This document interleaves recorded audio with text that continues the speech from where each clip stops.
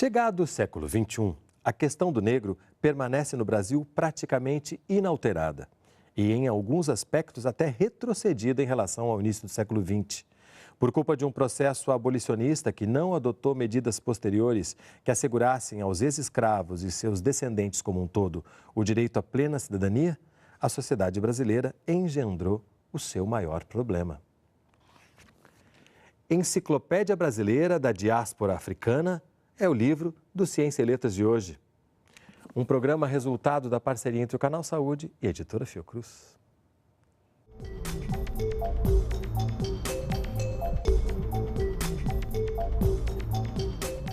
Conversa comigo no estúdio do Canal Saúde o autor do livro, Ney Lopes, escritor, poeta e compositor. Ney, seja bem-vindo a esse nosso segundo programa. Esse programa sobre a Enciclopédia Brasileira da Diáspora Africana, eu queria te propor um jogo, justamente a partir de alguns verbetes que eu selecionei aqui. Queria saber sua ideia, sua memória, seu afeto, alguma explicação ou não, sobre algumas palavras, por exemplo, abolicionismo. Olha, é uma palavra bastante dúbia, né? A gente cresceu achando, colocando essa palavra num nicho, né? Sacralizando essa palavra, quando não é exatamente isso. A gente, quando fala de abolicionismo, principalmente em todo o universo escravista, né, do passado, a gente percebe que isso é uma palavra puramente política, primeiro. O abolicionismo, nascido na Europa, tinha muito mais interesses econômicos do que humanitários.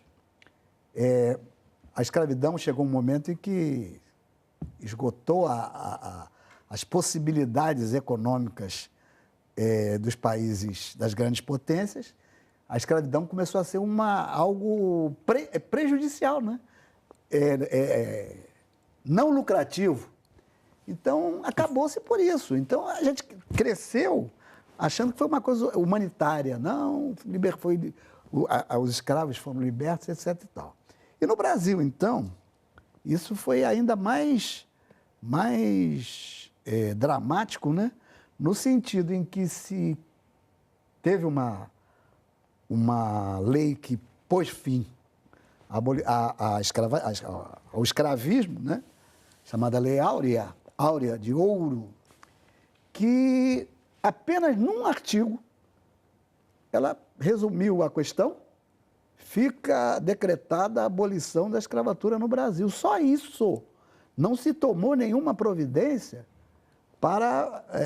com relação às vítimas do escravismo. Né? De 4 séculos. O que se faz com essas pessoas? Nada. Nada.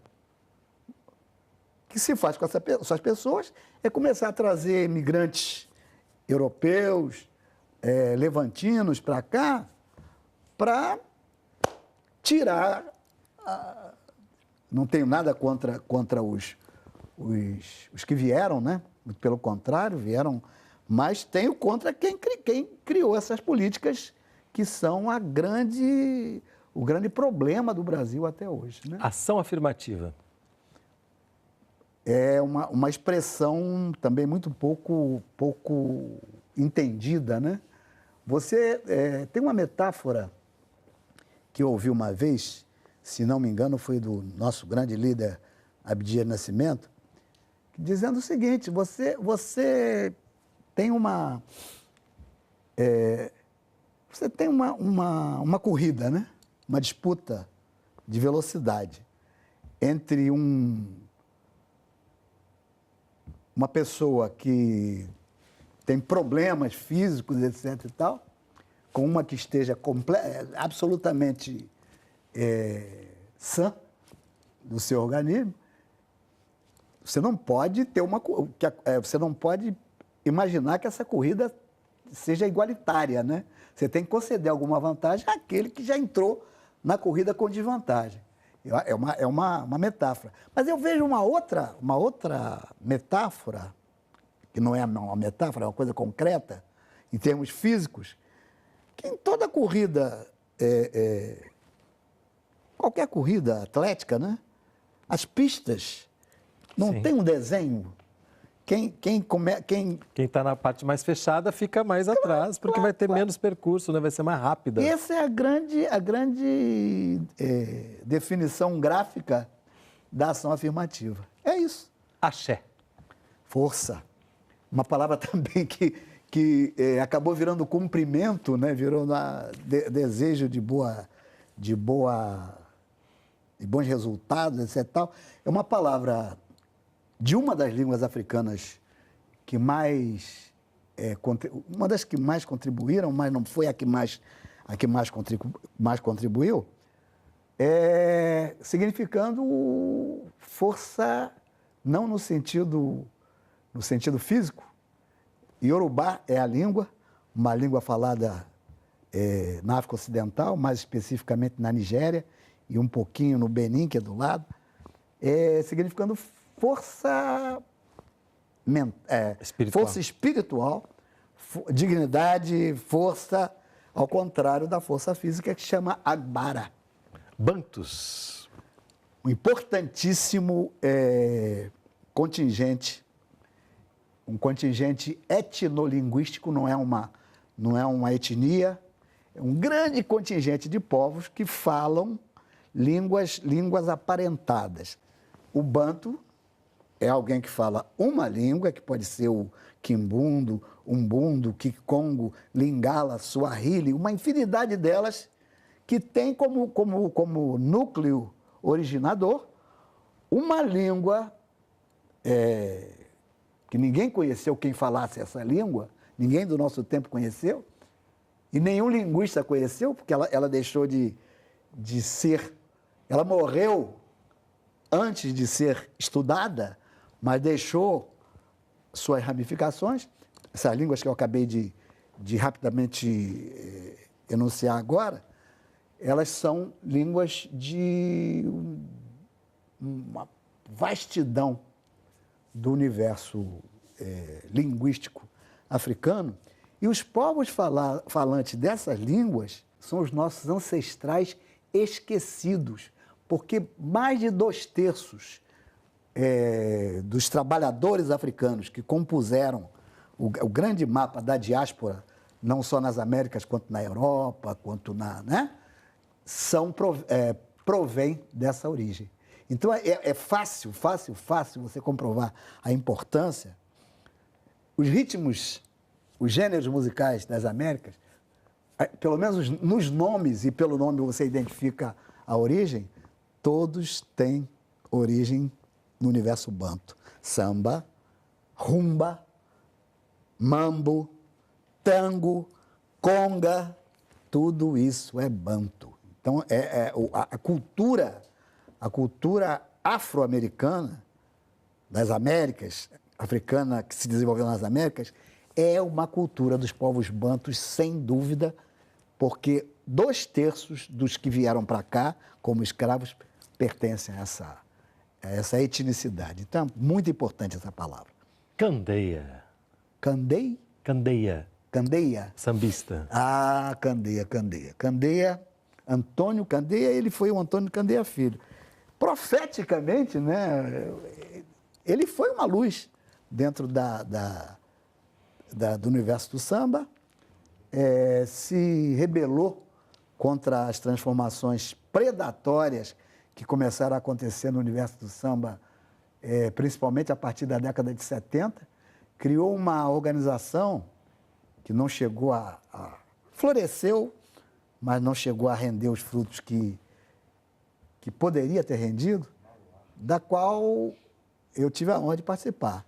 Grêmio Recreativo de Arte Negra e Escola de Samba Quilombo. Observa bem, Grêmio Recreativo de Arte Negra e Escola de Samba. As pessoas pensam que o Quilombo, nossa organização, tivesse sido apenas uma escola de samba. Não era, não. Era um núcleo de discussão sobre as questões negras e tal, e que tinha lá o seu afoxé, tinha o maracatu, tinha o jongo, não era só o samba. No carnaval, se mostrava na fórmula da escola de samba. Mas durou muito pouco. Candê durou muito pouco, né? O Candê morreu com 40 e poucos anos. Para fechar esse bloco, Exu. Exu, outro conceito extremamente, vamos dizer assim, cujo sentido foi subvertido. Toda a tradição africana, não é só uma, toda a tradição filosófica africana, ela se assenta num conceito das forças vitais. O universo é um conjunto de forças, né, nos quais nós humanos estamos inseridos, os animais, os vegetais, os minerais, todos envolvidos nesse jogo de forças que se entrelaçam. E existe uma força, além de uma força suprema, que criou isso tudo e se afastou, ficou olhando de fora, existe uma força que é encarregada de fazer isso girar, todo esse contato. Essa força, entre os iorubás, chama-se Exu, ou Elegbara, é o dínamo da existência. Com essa frase linda, dínamo da existência, a gente vai fazer um breve intervalo e volta com outros verbetes da Enciclopédia Brasileira da Diáspora Africana com o nosso mestre Ney Lopes. Não sai daí, a gente volta já.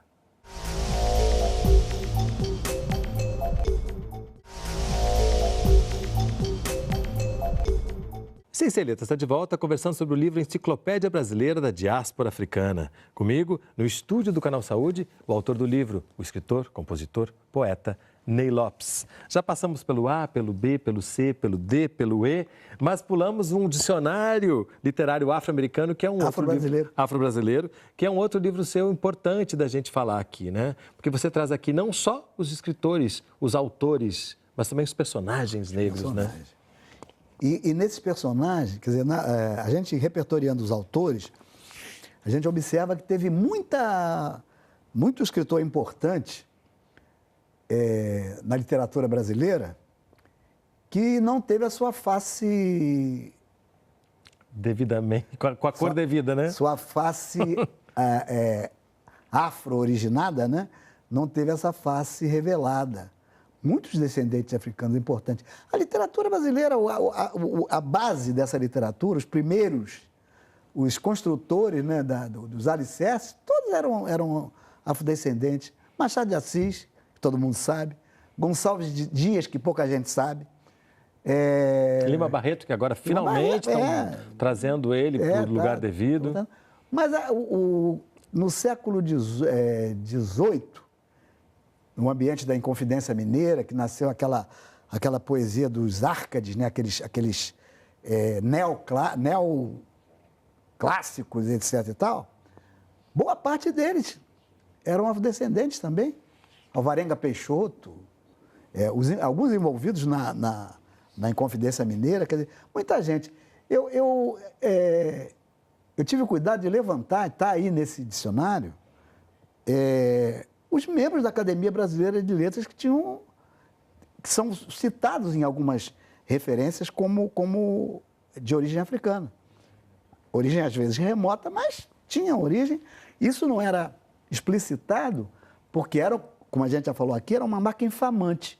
Até algum tempo na sociedade brasileira, você dizer que alguém era negro ou era descendente, isso era uma ofensa muito séria.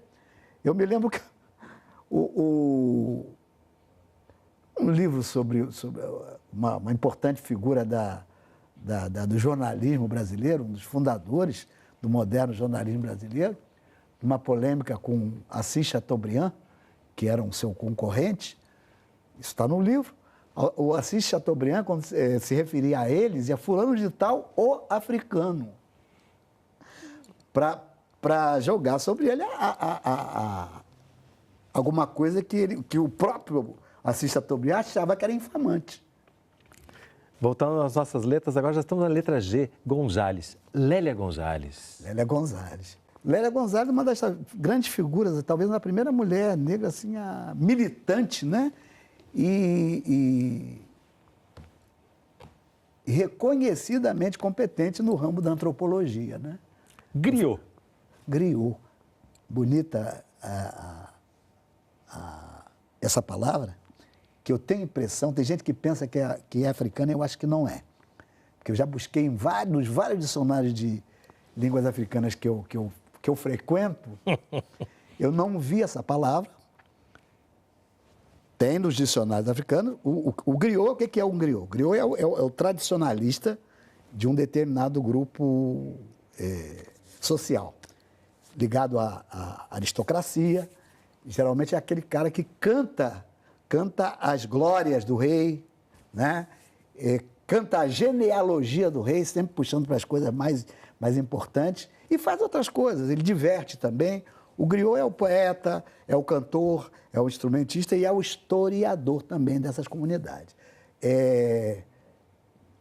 No Mali chama Djeli, outras línguas tem outros nomes, etc. e tal. Em Yorubá é Akpalô, e griot não tem. Mas eu vi num dicionário de termos até meio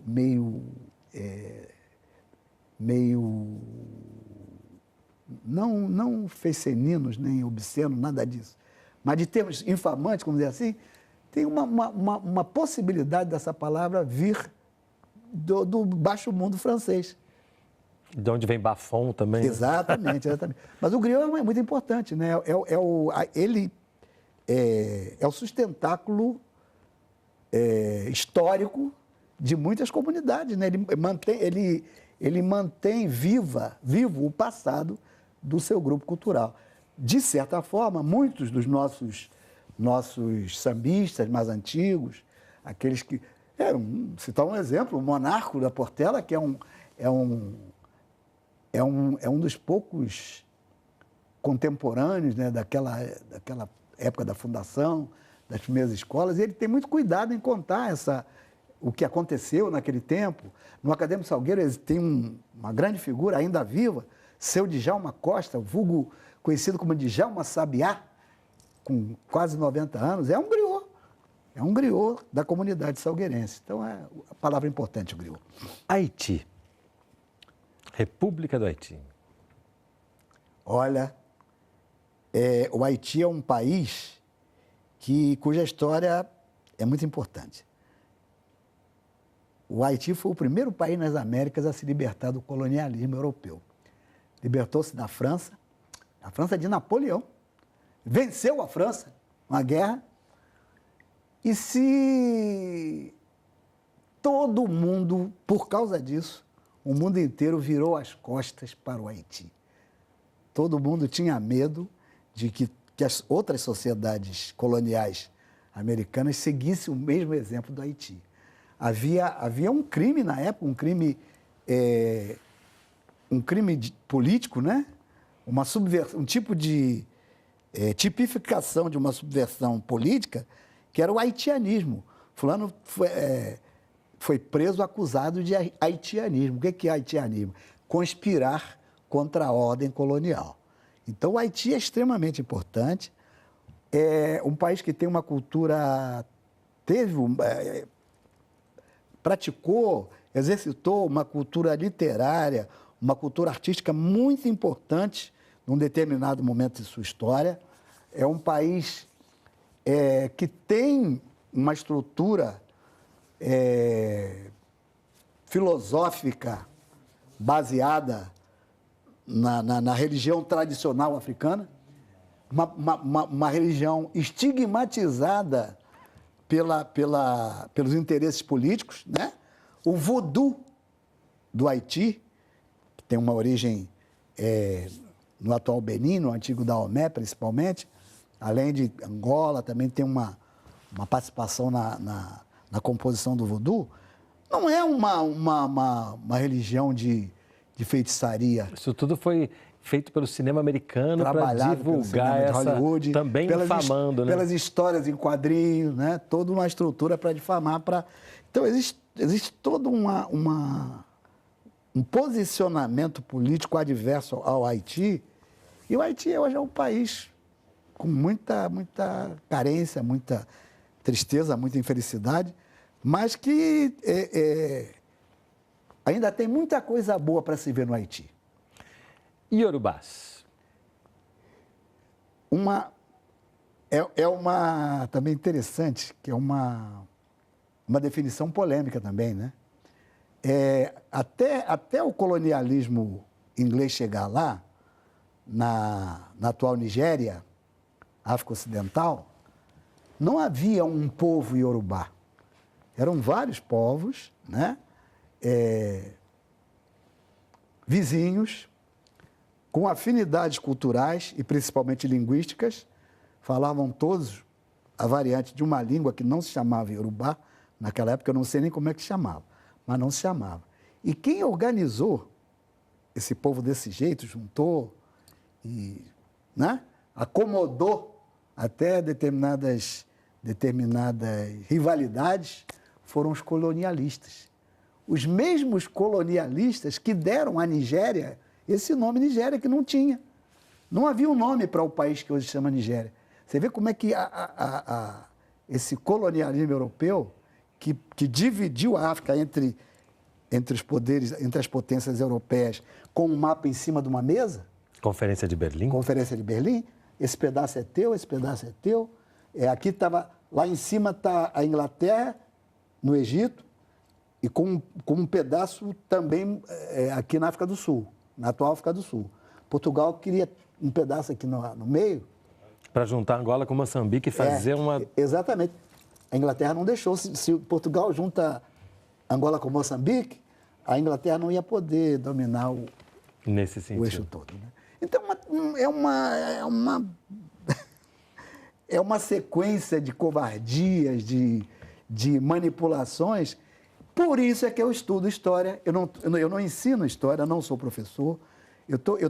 O que eu tenho feito, lancei esse ano o Dicionário da História da África, está em fase de lançamento, né? Está no mercado já. Século VII a século XVI. Tem um parceiro, professor José Ivaí Macedo, que é da Universidade Federal do Rio Grande do Sul. E já estamos a meio caminho do segundo volume desse dicionário.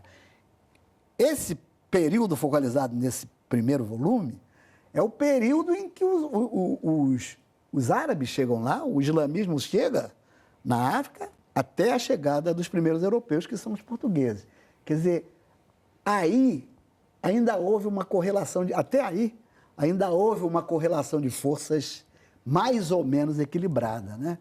Grandes civilizações na África, grandes estados criados lá, grandes reinos, grandes impérios. Alta tecnologia. Tecnologia. E é isso que nossas crianças precisam aprender, os nossos afrodescendentes.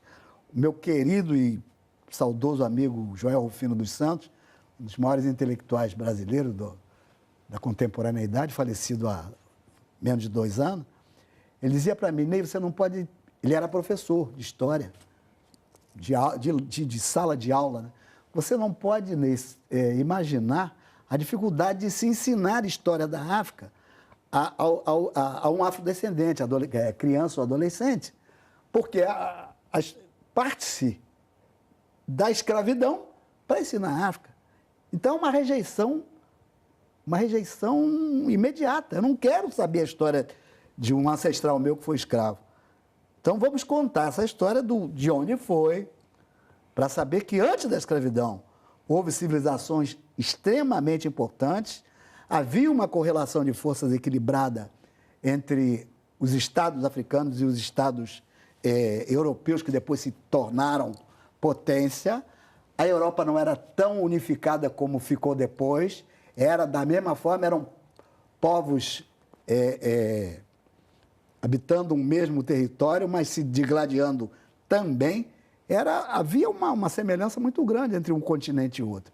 Então, essa relação de subalternidade que aconteceu depois foi consequência do que eu vou contar no segundo volume. Eu só me permito terminar o programa discordando um pouco de você, Sim? Porque é um professor.